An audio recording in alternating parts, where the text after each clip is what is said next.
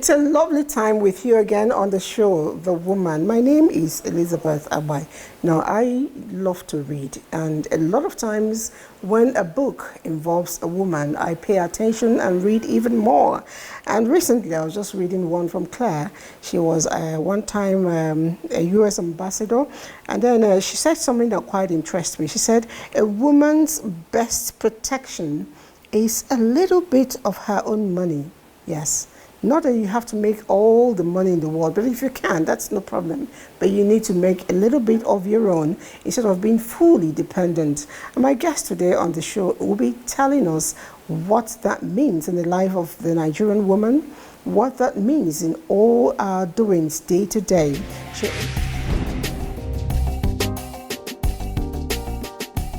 You're right on time. I'm about to launch my guest, who is a whole lot of things put together. But I know that, like I mentioned earlier, she is an engineer. She is a financial expert of some sort. She is an avid reader. She is a writer.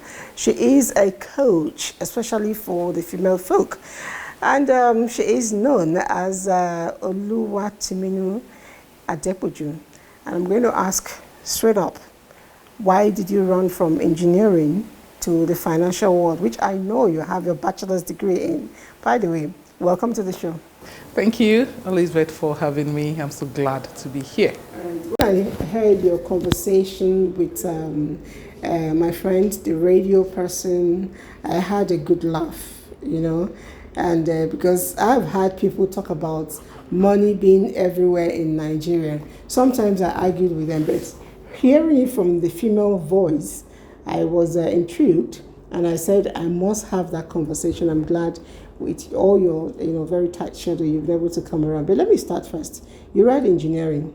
Yes, I did. Why are you not working with instruments and you're working with money? Okay, so as I like to say, I have my 5 to 9 and I have my 9 to 5. So in my 5 to 9, I still do engineering, and my 9 to 5, I do other things. And I'd like to tell the audience that the world has evolved so much that you cannot afford to be doing one thing. That is one of the biggest mistakes I see people make with money. And I will drop you with this. If you think it is okay to do one thing, you need to start asking yourself, why is the richest black man in the world not in Nigeria? Why is the richest black man in the world doing cement, selling sugar, selling noodles, and now he's doing petrol? You can't afford to stay on one thing. You just can't do that. But you know, as a woman, I actually think I do a whole lot of things. I give birth. I take care of the children. I take care of the man. I take care of the home, and I still come to work. I agree with you, and that's why I'm very, very passionate about women empowerment. Women, we do a lot, but we are not focused. That's what differentiates the man from the woman. If you look at the man is focused and is articulate about his goals. When I discuss with women and I ask them, what's your money goal? They are looking at me blankly. They don't even understand what that means. And I tell people that this is the best time to be alive. This is the time when children of nobodies can become somebody without necessarily knowing anybody because of the power of technology. So what am I saying as a woman? This is a time when women can earn from home, even from the comfort of their homes. And these are things that I've done with several people. I remember that I had this lady during COVID, a lot of businesses shut down and all of that. And she was saying she couldn't make money. I said, no, I don't understand what that means. There's nothing that is, I can't make money. It's just your mindset.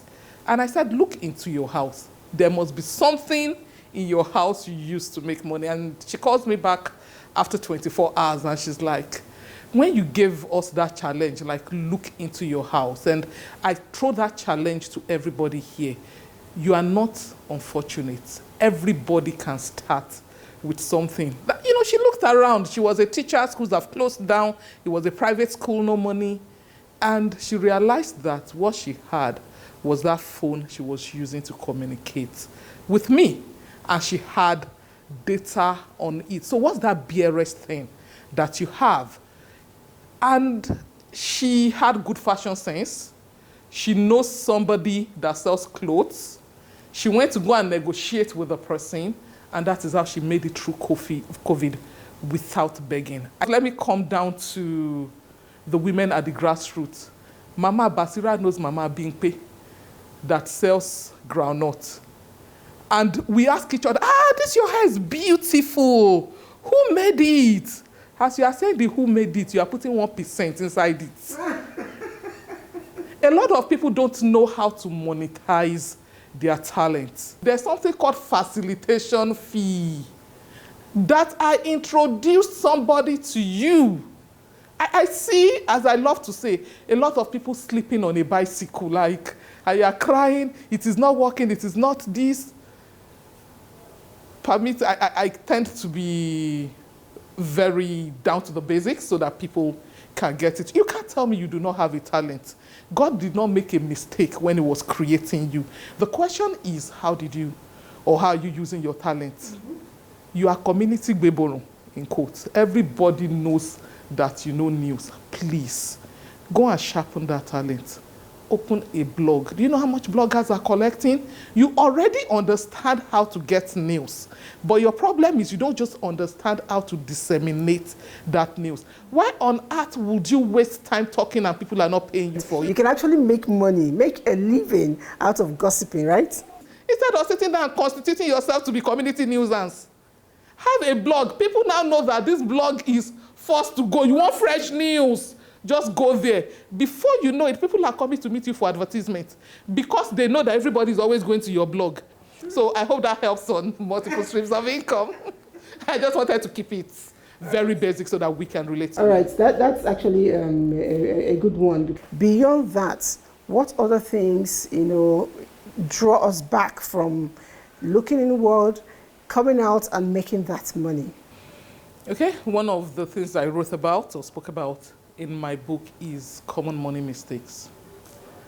Mindset. We were conditioned over time to think a certain way.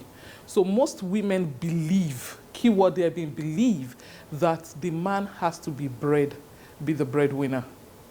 If you look at every currency, there's no currency that is gender sensitive. I like that. So there's no currency that is sensitive in this answer. You put dollar, it works. You put pounds, it works.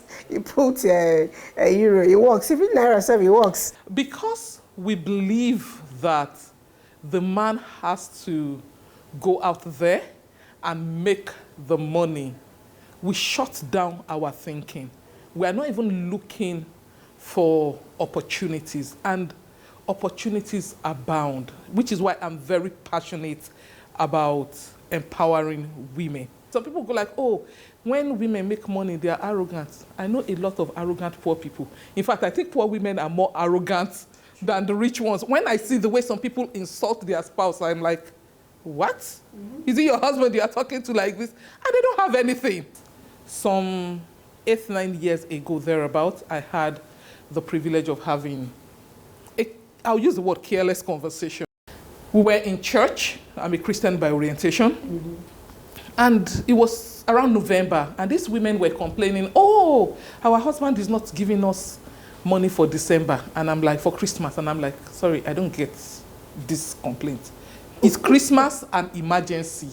Like, if the world doesn't end in 2025, we know there's going to be Christmas, so it's not an emergency. Every year you have Christmas. Like, it's not, but we need more money, and these men just don't understand. Mm-hmm. Mindset, because you believe the man must give you money. And I'm like, okay, does he give you money every month? They said, actually he does. Does he pay the bills in the house? Actually he does. Okay. Do you think you can optimize this money in such a way that you can save money towards Christmas? And they're like, the idea makes sense. Now, remember I said it was a careless conversation. So I said, okay, and we're just about 4 talking. So I said, okay, between the 4 of us, can we pick somebody, solution mindset? You must be able to see solution in every problem, because that is where the money comes. Solution mindset, I said, okay, can we pick somebody that we are sure that over time, this person has proven to have money integrity? And they said, yeah, that makes sense. From January, can we commit to saving minimum of, let's put it at a benchmark, minimum of 5,000 naira every month? They were like, oh, that makes sense. No, we can even say more than 5,000. We can save 10,000. The rest, they say, is history. We've been doing that for the past, this year will make it 8-9 years now. And every November, the community is actually grown, it's evolved. Lots of evolution there. We've empowered businesses because there's something called a money network. The kind of people you talk to will determine how you think about money. So we consciously build money network within each other so that we don't have emergencies. The women in that group, we do not have emergencies. We've had people's business, and I'm not joking, that has 4x'd. So as some people are complaining from one government to the other, you see the problem is changing names. Now, back to your question. Your question is, why is it that women don't think money? Because they are not thinking like, I can actually be part of this. I'm thinking it has to be my husband. The money must come from elsewhere. So I'm never thinking of solution. Once you start thinking of solutions, you start seeing the solution and the money starts coming in. All right. This group, is it open for everybody? It's only to women for now. We're empowering women. Men are no vex. All right. So yeah. I've actually noticed that you have this thing about, opening up groups so that you can empower and motivate women to achieve the Glory to Glory, which you just talked about, the cooperative, and then the READ group. I want to know, what's the vision behind the READ group? And I'm smiling when I say this. I was raised by teachers. My father was a lecturer, my mom is a teacher. And you know this popular saying that if you give, you get to measure the yam before the cat. Yes, that. But we were raised reading. And my father used to say one thing. He used to tell me then that the only equalizer between the poor and the rich is education. He was always saying it. So when I see people complaining and complaining and complaining, then you discuss with them. This is a bit of a joke. How many books you count? How many books have you read? Then they start looking. You see some people that in the past 5 years, they've not even finished one book. And you are surprised that your life is this way. Even the life is surprised that you're expecting it to change. So I decided to form the community to help us to encourage each other. And we start small, yes. So the target is to read at least a book a month. We read the book, we review the book.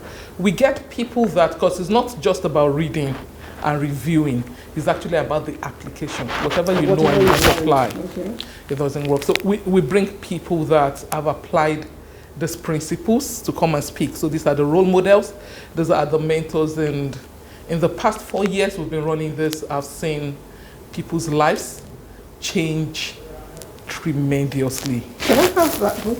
Yes, please. This is the one you wrote. And this is actually how I got to know you. Where is the money? That's why you captioned it. Where is the money? All right, now I'm wondering, it's amazing because you're asking me a question that I think I should be asking you, who is the money mindset coach, so to speak. Where is the money? Why did you choose this topic? Okay, so I would refer to one of the things you said about my parents that I think are absolutely amazing. And I'm always looking like, how many teachers do you know? When you said teachers use tape ruler to measure yam. So for the people that are screaming about yam now, can you imagine? It did not start today. It did not start today. So my parents are aware, because my dad is late, extremely ethical, very brilliant, but they didn't have money. So I grew up understanding what prudency was. I grew up knowing the haves and the have-nots. And most especially growing up and interacting with more people, I noticed that, and this is a global statistics, after men have worked for all their lives, you spend your life, you wake up, you sleep, it is only less than 5% of the working class that retires rich. So that begs to ask, so you agree with me, huh? True, yeah, you see it around. I see a lot of people who are retired and the bubbling self is no longer there. I'm not talking about your physical appearance. There is a shutdown, so to speak. And there are very few of them who retire, and there's even more life, because that's when they're sitting back to enjoy their money. Yeah. You see a man that has labored for 35, 40, 50 years of his life, and he still does not have anything to show for it. He begs to ask, this money you were chasing, where is it? Where is the money? And I've spoken to a lot of people. There was a time I had a privilege of speaking to grandmothers, women in their 60s, and it was because of the book. And they were like, where is the money? I said, in your 60s, your 70s, we are looking for this money. So yeah, that's how I came up. I realized it's a language everybody understood. The young, the old, the middle age, the retired, the actively working, everybody's looking for the money. Where is the money? So the practical thing is, this is more like tips on how to attract money to oneself. Yes, please. And I know that earlier on in the conversation, you told me you had a 5 to 9 and a 9 to 5. Much as I may not understand the implication of that, but I'm just wondering, do they include the family? Where did you fit in your husband and your children, or your daughter? Okay, thank you. Very good question, especially for a woman, because the general mindset is if you see a man that is very busy, it's okay, like he's doing it. But when you see a woman that is busy, people go like, ha! The home front is suffering. Something is suffering for what? And if you don't have a very supportive home front, you're going to have problems. I remember when our daughter was in, I think it was from primary 3 to primary 4, thereabout. I went for their prize giving day, and I was getting bored. I get bored easily. So I was just pressing my phone, but I was listening to what they were saying, and you know, they'll go like, best in this, call my daughter's name. Best in that, call my daughter's name. Best for me was business as usual, so I was just pressing the phone. Then they now went like, best behaved, called my daughter's name. Then the mother beside me went like, we don't see her. She doesn't hang around with us, yet our daughter is the one getting all the prizes. Yes. We that, you know, there's this, all these things are just mates. Yes. We that we are full-time housewife. People will say, full-time housewife, no, I don't want my wife to do anything so that she will have time for the children. All those things are myths. You better go and check that your wife is not a full-time baby. And honestly, I'm not saying this to bring down anything. When I decided on the kind of life I wanted to live, one of the things I went to do, I tell my people, I tell my community, success leaves footprints. I went to go and look for successful women with well-brought-up children. Mm-hmm. And I went to go and start checking how they do it. And one of the things I learned from one of the women who incidentally is a TV personality, she said something about quality time. That every time, I know that the way I live my life, I don't have that plenty time. But you see that 1 hour I will spend with it's top-notch quality. So for me, it's quality over quantity. Then permits me to say this for women also, because I equally get this. So how are you able to get your husband to be this supportive? And the question I ask is, how do you marry a man and you don't know his mumu button? So it's a research Oh my God. It's a research issue. So before you marry, you must know your husband's been button. It's very important to, because you will need some things and you must be able to press that button. So for me to be able to balance all of this is give and take. There's this lady in my community, and yes, she'll be listening to this, so she's hearing this. 2 years ago, we were talking and she was like, oh, I married a wonderful man and I really want to do more, but I don't have the earning power to do more. I see him doing everything. So please, shout out to all the men out there that are carrying the bills. We honestly appreciate you. Sure. And there are some women that want to do more. So this is for the women that want to do more. And I looked at her and I'm like, okay, can we look at how we can increase your earning? Fast forward, the world is a global place right now. Right now, she's earning in dollars from home. Because it's easy. You can be working for somebody in America, you can be working. So she's done some things for the people out of the country. So they pay her in dollars. And I reminded her, because then I asked her, how do you think your husband will feel if you give him a check of X amount? He was like, it will make him happy, we do more. I said, okay. So this year, immediately I saw she started making money, I invited her into that cooperative I told you about. Start saving, yes. Start saving for this. This is your husband's Christmas present. You will give him, even you are blushing. Oh my God. How will the man not treat you better? Somebody that's already doing well, it would encourage him, and it shows that you are not selfish. So I give that as an example. I see some women that just think they are incredibly selfish. Another lady, and she was like, when she just started the virtual assistant work, she noticed that the husband, yes, he was paying all the bills, that she just started small. So when the guy was like, oh, I want to go and fill the gas, like, no, honey, I've done it. Then, before she knew it, the guy like, no, honey, I've done it.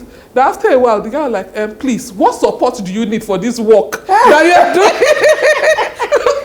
This honey, I've done it. What support? Let me support you so that you'll be more efficient in this work. That's nice. It's good for our men to be supported, just as they support the women. I mean, it takes the two hands to wash well together, clean, hygiene we all ask for. But then, I'd like to know, do you have real quality time with your daughter? And then when you do, what really transpires? What forms quality time for you and her? Okay, so we do a lot of things, and I was coming equally to the child space because I see women run around doing it. Sometimes I'm like, you want to kill yourself? Yeah, no, El Shaddai, you can't do all things. You need to be able to give age-appropriate tasks to your children. I have regular conversations with my daughter. There was a time 3 years ago, I noticed my schedule was getting very tight. I get home very tired. And as usual, I approached an older woman and I said, I'm trying to balance a lot of things, but there's this particular one that is difficult. Yes, because by the time I get home, I'm tired. And she looked at me and she was like, you see the way you schedule every meeting you have? You will schedule the meeting with your daughter. I'm telling you, honestly, that's what I did. So I looked at my schedule. Sundays after church, we close church between 12 and 1. 1 to 5, non-negotiable. Husband, dearest, I love you very much, but this is mother and daughter time. And we time out. And one of the things we do is that we go swimming. Inside swim, there is no phone. We are forced to bond with each other. We are forced to discuss with each other. The first 2 Sundays we tried it, we quarreled them. Everybody's face was like this. When we got home, I'm like, what? I said, no, because we must know how to quarrel and make up. Yes. But however, what I was equally passing across, because I see that a lot too, is we don't know how to enjoy money. You work. Your children will come, there's still no money. One of the things I spoke about in this book, and permit me to share it right now that we're talking about children, is when I started moving on my financial literacy journey, I felt like a bad mother. Not that I felt, I knew I was a bad mother. Because the problem is, we respond to the loudest noise. Once we hear, hey, you turn. And women, we are extremely emotional. And I will give you this money tip. We don't track our expenses. So money just comes in and you are just giving it. At the end of the day, it's like there's a spirit that joined you in spending the money. Mm-hmm. So the first thing I tell people is track your expenses. See where your expenses is going. My sister, when I tracked my expenses for 3 months, I said, you're a bad mother. It's good to give, but you don't give yourself away to irrelevance. When I saw the amount I was giving on the urgent 2K, urgent 3K, and my immediate family will come, honestly, I do not have. I started doing what was called budget. And I didn't realize how much damage I was doing, and I'm glad I was able to have chance to control the damage. The first time, and now, say, see, I work very hard. I'm hardly around like other people. So you must enjoy the perks of this money. So I told her, yeah, let's go shopping. This is you shopping. And we got there. You know the African mother, before now, we've arranged, this one is locked. I said, pick anything you want. She picked small. I said, no. I said, mommy, do we have money? This is chocolate. I said, mommy, are you sure you can pay for this? And what we are actually selling to those children is scarcity mentality. And because I'm not saying spoil your children, but there's balance. And one of the things I tell people is, how many rich people do you know that don't go on vacation? It's poor people that never do. It's an honor to have you in the studio. Thank you so much for coming. Thank you for having me. The pleasure is all mine. Our guest has been Engineer Oluwatumininu Adepoju. She is a trained engineer and practicing. She is a trained financial literacy expert and practicing. She is a mother. She is a wife. She is a sister, and very lovingly, she is a philanthropist. One who not only gives material things, but also gives what she has upstairs as intelligence. She is anxious to see that women get total freedom to ensure that they live the life they desire to live. Next week, we'll bring another exciting guests. My name is Elizabeth. Whatever you do, please be on the move. Don't be stagnant, because that's the only way money will come.